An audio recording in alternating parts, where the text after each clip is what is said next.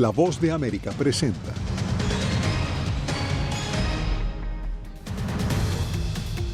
Estados Unidos sopesa respuesta a la solicitud del fiscal de la Corte Penal Internacional para arrestar a líderes israelíes.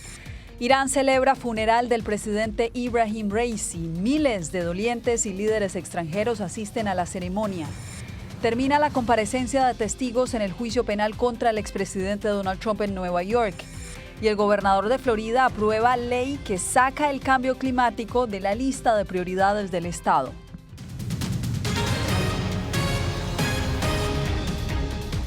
Desde Washington comienza El Mundo al Día. Les saluda Yasmín López. Bienvenidos. Continúa la tensión por la orden de arresto que solicitó la Fiscalía de la Corte Penal Internacional contra el primer ministro de Israel y otros líderes de ese país.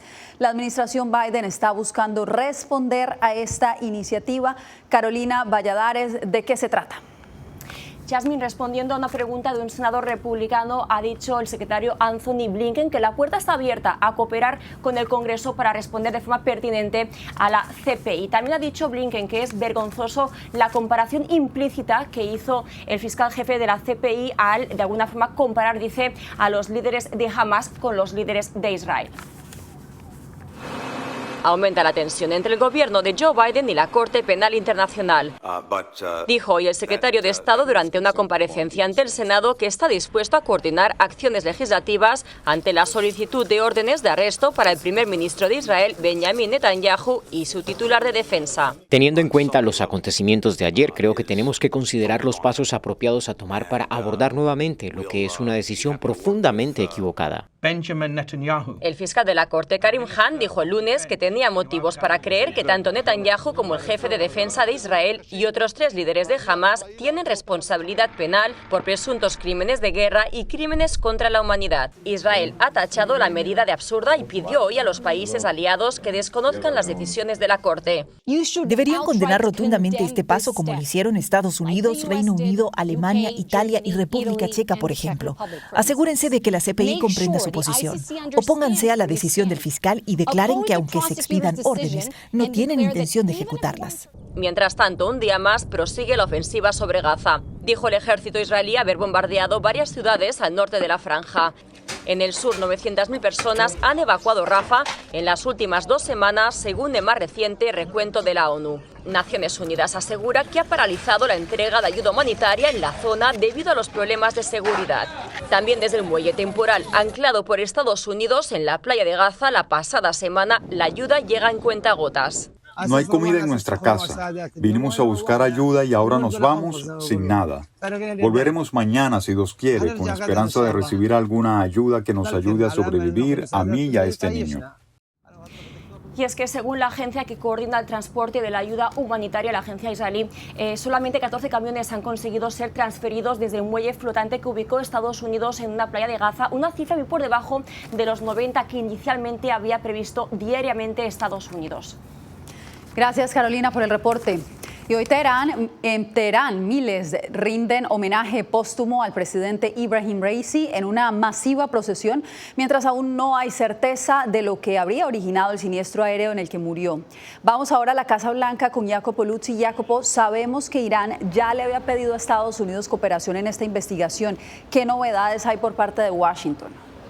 Bueno, Yasmín, como el resto del mundo, Estados Unidos dijo que está a la espera de lo que la investigación anunciada esta mañana por Teherán revelará sobre las causas de este accidente. Y como confirmó el Pentágono, Washington no tiene ningún conocimiento particular sobre este asunto. Sin embargo, al mismo tiempo, la Casa Blanca afirmó categóricamente que no tiene ninguna responsabilidad en lo que pasó debido a sus sanciones a Irán en los últimos años. A 2 días de la muerte del presidente iraní Ebrahim Raisi, los investigadores intentan determinar la causa del estallido del helicóptero, un modelo con varias décadas de existencia. Según las autoridades, es pronto para concluir si ocurrió un sabotaje, y los primeros indicios sugieren que el accidente se debió a la niebla. Rusia y el ex canciller iraní acusaron a Estados Unidos de haber causado el desastre con sus sanciones a Irán, impidiendo así una buena la manutención del helicóptero. Javad Zarif expresó exactamente esta versión, acusando a Estados Unidos, de hecho, de poner en riesgo la vida de las personas al introducir sanciones que incluyen la prohibición del suministro de repuestos para las aeronaves estadounidenses. La Casa Blanca rechazó categóricamente estas acusaciones y confirmó que Estados Unidos no puede ayudar a Irán en la investigación, después de su solicitud por razones logísticas. Cada país, sin importar quién sea, tiene su propia responsabilidad de garantizar la seguridad y confiabilidad de sus equipos, y eso incluye la aviación civil. Entre tanto, 5 días de luto empezaron este martes en Irán. El cuerpo de Raisi ya llegó a Teherán para su funeral, mientras los analistas intentan descifrar cuál podría ser el futuro político de ese país. Irán ahora se concentrará internamente, al menos durante varias semanas, mientras se celebren las elecciones presidenciales. Y todo eso significa que la Casa Blanca debe estar menos preocupada por la escalada de Irán en el frente nuclear o en la región, porque simplemente no tiene suficiente ancho de banda. Como confirmó el Pentágono, la política exterior iraní difícilmente cambiará. Al mismo tiempo, Irán con Raisi había mostrado, Yasmín, un lado moderado. Por ejemplo, la semana pasada, intermediarios iraníes se reunieron con Estados Unidos para garantizar que la guerra en la Franja de Gaza no fuera el preludio de una guerra más amplia en Oriente Medio. La pregunta ahora es si el nuevo presidente, que será probablemente de la misma línea de Raisi, mostrará una cautela similar. Ya lo veremos. Jacopo Luzzi informando desde la Casa Blanca. Gracias. Después de que 22 testigos rindieron más de 50 horas de declaraciones, el próximo martes se reanudará el juicio que definirá si el expresidente Donald Trump es culpable de 34 delitos penales. Ángela González desde la Corte de Manhattan. ¿Cómo transcurrió la jornada, Ángela? Yasmín, menos de 2 horas duraron las declaraciones de la defensa, que trajo a 2 testigos en todo este juicio penal que se lleva en contra de Donald Trump. El juez dijo que la sesión se reanudará el próximo 28 de mayo, cuando tanto defensa como fiscalía deban presentar sus argumentos de cierre y el juez deba instruir a los jurados del proceso que conlleva antes de que inicien las deliberaciones. Estos 12 civiles deberán decidir si encuentran o no culpable a Donald Trump de los 34 cargos que pesan contra él. De encontrar un veredicto de culpabilidad, el expresidente podría apelar.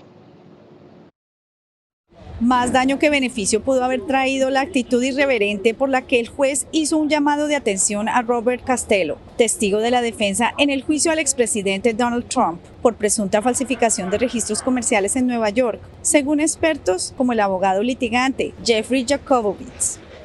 El comportamiento del testigo fue muy poco común y el juez podría haberlo encerrado durante 24 horas, pero decidió no hacerlo. El testigo es un abogado con mucha experiencia en Nueva York que ejerció allí tanto en el Distrito Sur como en la práctica privada y ciertamente debería saber cómo comportarse en una sala del tribunal. El caso, que continuará la próxima semana, cerró sin testimonio del acusado, quien por lo pronto debe abstenerse de comentar el proceso por una orden de silencio establecida por el juez. No tienen caso, no hay crimen. Trump está acusado de 34 delitos y aunque el jurado, integrado por 12 civiles, evalúa la evidencia para cada acusación separada, Jacobowitz explica que los cargos están de alguna manera entrelazados. Son cargos por delitos menores que se elevan a delito grave debido a los estatutos de interferencia de la ley electoral, tanto de Nueva York como federales, y se trata de registros comerciales que fueron mal utilizados. De manera realista, van a declararlo culpable de 34 cargos o de 0, o podría haber un jurado en desacuerdo. En este último escenario, que el jurado no se ponga de acuerdo, lo que sucede es que se originaría un nuevo juicio, que tienen que nombrar nuevos jurados, y esto normalmente sucede un mes después de que se cierre el juicio anterior. Yasmín. Manténnos informados, Ángela, y nosotros cambiamos de tema y ahora hablamos de inmigración, porque hoy el secretario de Seguridad Nacional, Alejandro Mayorkas, se refirió a los esfuerzos de su despacho para detener la inmigración indocumentada. Paula Díaz nos tiene los detalles. Los vuelos de repatriación de venezolanos programados por las autoridades migratorias estadounidenses se mantienen suspendidos y ahora los venezolanos son enviados a México, dijo a La Voz de América el secretario de Seguridad Nacional Alejandro Mayorkas. Hay una pausa temporal en los vuelos a Venezuela. Como ustedes bien saben, las relaciones diplomáticas con Venezuela son tensas. No hay certeza ni previsibilidad, pero continuamos teniendo conversaciones y estamos regresando los venezolanos a México. Mayorkas destacó el apoyo del gobierno de México para detener el flujo de migrantes que busca llegar a la frontera de Estados Unidos, con controles en los trenes y en ciertos puntos de revisión. Tienen esfuerzos a lo largo de puntos de revisión para mover personas del norte al sur de México como uno de los pasos que ellos han tomado en el compromiso de desalentar la inmigración irregular. Aunque el cruce de migrantes disminuyó en los últimos meses, las cifras recientes de aduanas y protección fronteriza apuntan una nueva ruta de migrantes por California. Durante el mes de abril, casi 40,000 migrantes fueron procesados en ese sector de la patrulla fronteriza. Ellos son detenidos por la patrulla fronteriza que los mantiene en un lugar para procesarlos más tarde en una estación y luego liberarlos en San Diego. Allí, ellos toman vuelos a sus destinos en ciudades del país. El secretario Mayorkas recalcó la importancia que tiene la aprobación del proyecto de seguridad fronteriza bipartidista para asegurar los fondos necesarios para contratar más agentes y oficiales de asilo. Paula Díaz, Voz de América, Washington. Activistas y migrantes denuncian que en la frontera sur de México, familias migrantes son víctimas de secuestros. Alex Ramírez nos reporta lo que ocurre en el tramo Suchiate a Tapachula, donde identifican con sellos a migrantes que han sido secuestrados. Cuando tú sales te ponen un sello. Este hombre teme por su vida, es de origen peruano y fue secuestrado junto con su familia. Ahora siente haber salido del mismísimo infierno. Había gente que tenía 5 días, niños, criaturas, y ahí después, hablando, me hicieron limpiar la finca con mi hijo. Prefiere no mostrar su rostro, aunque un sello en su brazo revela que fue plagiado. Y golpes, te violan, hay mujeres que para que salgas se acuestan con ellos. Se ve tanto. ¿Es difícil México? Es difícil, malo. Esos carteles son muy malos. Las marcas que estampan en la piel les permite identificar a los migrantes que ya pagaron un rescate, dice este analista. Esos son como sus códigos para que no vuelva alguien más del grupo a sustraerlo, ¿no? Siento que el propósito sí es totalmente monetario. O sea, ellos buscan a ver qué pueden sacarle a las familias. Los secuestros express no ocurren únicamente en la frontera sur.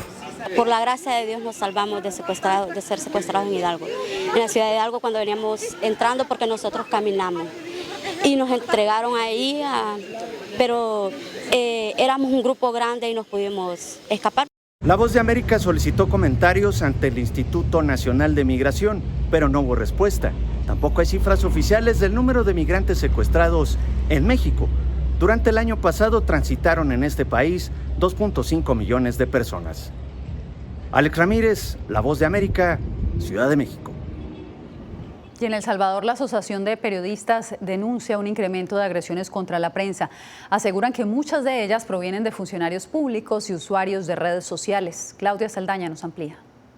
La regresión que hemos tenido. A Gabriel Labrador, relator para la libertad de expresión de la Asociación de Periodistas APES, le preocupa la situación de la prensa en El Salvador. No hemos notado ningún cambio favorable hacia la prensa. La APES presentó un informe que recoge las cifras de agresiones a la prensa durante 2023.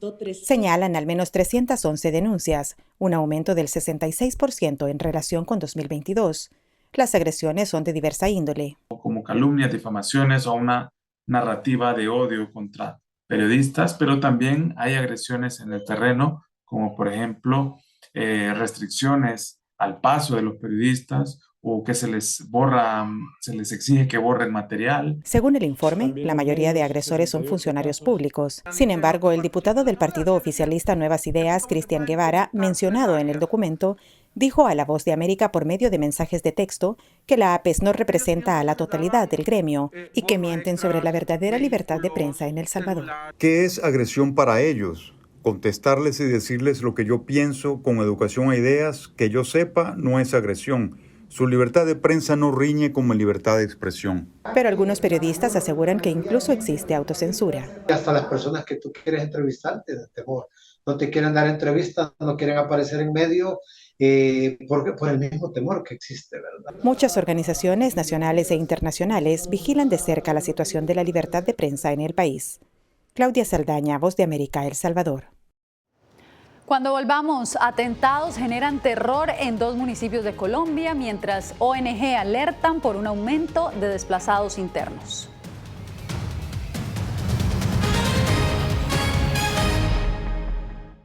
Bienvenidos a Retroboa.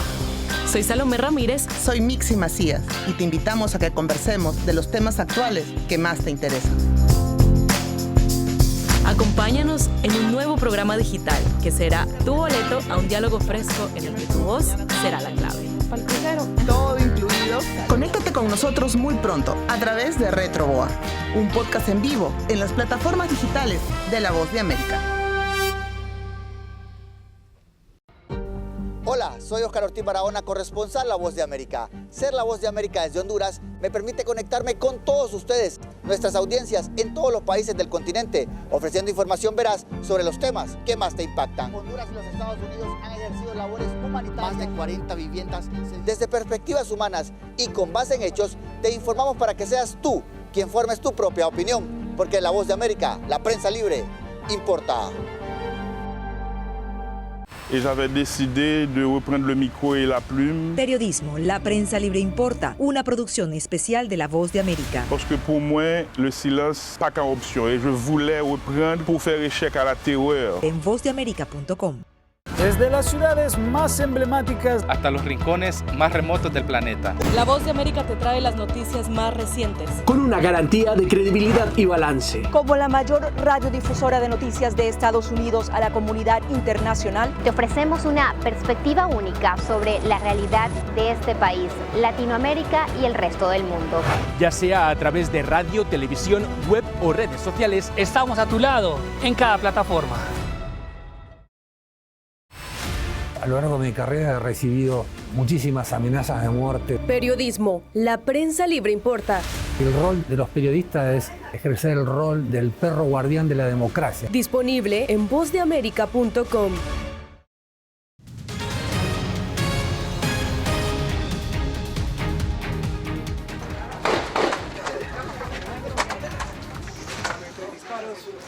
Dos atentados explosivos mataron a 2 policías y dejaron múltiples heridos en 2 regiones del sur de Colombia. Las víctimas mortales son del municipio de Morales, departamento del Cauca, donde estallaron estos artefactos. Simultáneamente, una motocicleta explotó en la ciudad de Jamundí, esta vez en el departamento del Valle del Cauca. El ataque dejó 12 personas heridas. Atacado la estación de policía con explosivos, que significaba además un ataque a la propia población civil, como pudo evidenciarse por los resultados desastrosos también para vecinos. Precisamente las autoridades atribuyeron los hechos al Frente Guerrillero Jaime Martínez de las disidencias de las FARC. Y precisamente por la violencia y el problema de orden público que lleva más de 60 años en ese país, las cifras de desplazados no dejan de subir. 2 organizaciones no gubernamentales registran un incremento de este fenómeno. Ellos hablaron con Jair Díaz sobre las causas. El desplazamiento forzado es una de las principales repercusiones que ha dejado el conflicto armado interno en Colombia desde hace más de 60 años. En 2023, el número de víctimas de este flagelo alcanzó los 5,7 millones de personas, un aumento respecto a los 4,8 millones contabilizados en 2022 por el Centro Internacional de Monitoreo del Desplazamiento y el Consejo Noruego para los Refugiados. Afecta a personas que están en el departamento del Chocó, en el Bajo Cauca antioqueño, en el departamento del Cauca y en Nariño. Factores como el conflicto interno armado y desastres naturales serían las principales causas según el informe anual, que además advierte que Colombia fue el país con más personas desplazadas en América Latina en 2023 y la 4ª nación en el mundo, después de Sudán, Siria y la República Democrática del Congo. Que requiere ser abordada, que debe ser tomada en serio por este gobierno, por todos los gobiernos, tanto al nivel nacional como al nivel local. Luego de 7 años de la firma del acuerdo de paz con la extinta guerrilla de las FARC, el reporte anual señala que el escalamiento de la violencia continúa en las regiones marcadas históricamente por el conflicto. El lamentable episodio de violencia es la radiografía de lo que advertimos en nuestra alerta temprana 044 del 2019 y posteriormente en 2 informes de seguimiento. El Consejo Noruego para los Refugiados registró en 1991 cerca de 7 millones de desplazados internos en Colombia, una de las cifras más altas. Yair Díaz, Voz de América, Bogotá. ¿Es el cambio climático realmente una prioridad? Pues ese es el dilema que enfrentó el gobernador de Florida al firmar una nueva ley. La historia al regreso.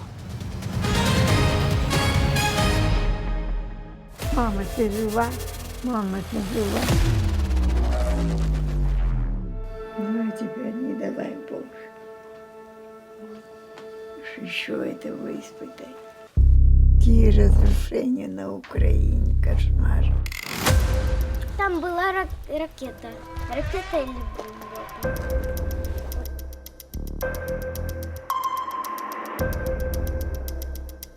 Я сподіваюся, що якщо через декілька років буде дивитися, війна все ж таки закінчиться. Ми перестали боятися. Ми свою молодість не повернемо. Я предположим, не предсказатель.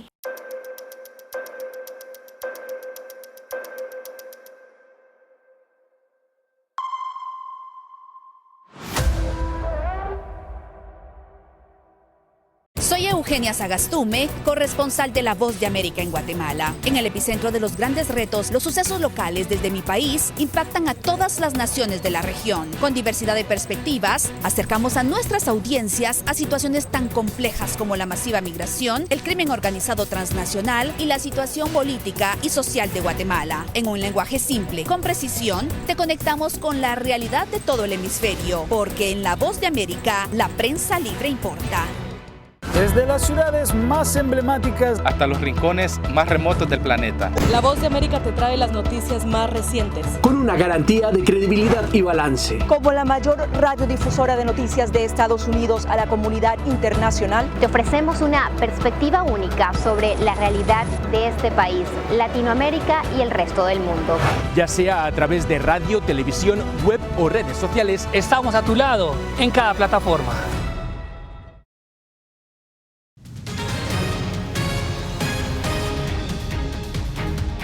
Un pasajero murió y docenas resultaron heridos durante un vuelo entre Londres y Singapur. Este martes, equipos de emergencia acudieron al principal aeropuerto de Bangkok en Tailandia, luego de reportarse que el avión cayó en picada durante varios minutos tras sufrir fuertes turbulencias. El avión de Singapore Airlines transportaba 211 pasajeros y 18 tripulantes. Pasamos ahora a Florida porque una lluvia de críticas le ha generado al gobernador Ron DeSantis una nueva ley que desestima el cambio climático y lo saca de la lista de prioridades estatales. José Pernalete con el reporte. El estado de Florida le da la espalda al cambio climático. Desde la gobernación se acuña con ley la desestimación de cualquier aporte para mitigar el calentamiento global. Ron DeSantis firmó la legislación que regula, por ejemplo, la instalación de hélices para la energía eólica en las playas. Estamos restaurando la cordura en nuestro enfoque de la energía y rechazando la agenda de los fanáticos verdes radicales. Este paso en el estado costero de Florida generó de inmediato la reacción de la Casa Blanca.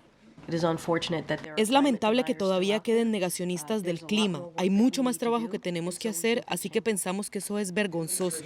Para la Fundación Bolo, esta ley va en contra de la protección del medio ambiente en un estado que cada vez más se ve afectado por el cambio climático, sobre todo por las elevadas temperaturas y los riesgos de inundación. Sino que como estado somos el primer estado en todos los Estados Unidos siendo afectados por el cambio climático. Yo diría que este proyecto de ley pone innecesariamente en peligro a las personas, a los floridianos, no solo al eliminar las concesiones para la energía limpia, sino reduce la supervisión de los oleoductos. Legisladores a favor de esta ley afirman que el instrumento apoya a la economía estatal. Tenemos combustibles fósiles que han enriquecido a nuestro país, donde la gente ahora tiene oportunidades mucho más eficientes de poner comida en la mesa. Desde el Congreso estadounidense, la legisladora por Florida, Frederica Wilson, dijo que el cambio climático es un hecho indiscutible y calificó la medida como imprudente e irresponsable. José Pernalete, Voz de América, Miami. Hacemos una breve pausa, pero ya regresamos. Quédese con nosotros. Soy Néstor Aguilera, corresponsal de La Voz de América en el Ecuador. Informar sobre la realidad de un país exige una alta dosis de responsabilidad periodística, más aún cuando las noticias evolucionan a cada instante. Aquí en La Voz de América encuentras noticias veraces, precisas y balanceadas. Valores profesionales que me motivan a trabajar día a día para informarte de manera profunda sobre los temas que más impactan tu vida diaria. Porque en La Voz de América, la prensa libre importa. Actualidad. Que la inteligencia artificial va a estar presente en nuestro día a día. Intentan sacarse de encima a trabajadores.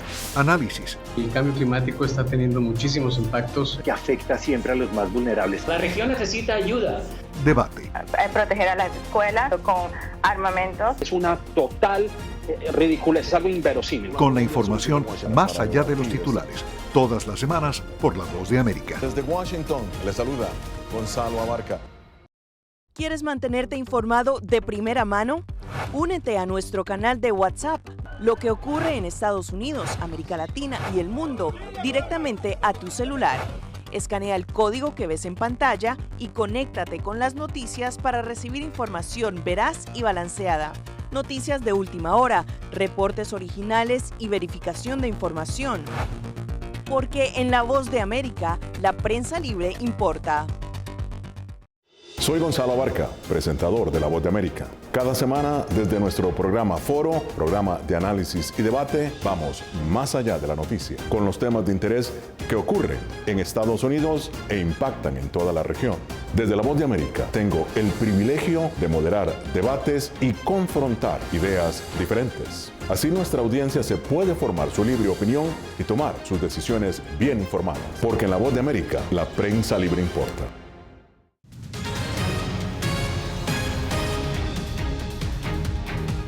Retomamos la información con la historia de un emprendedor ecuatoriano quien creó un negocio de confección textil con una mínima inversión. Néstor Aguilera habló con él y nos trae el reporte.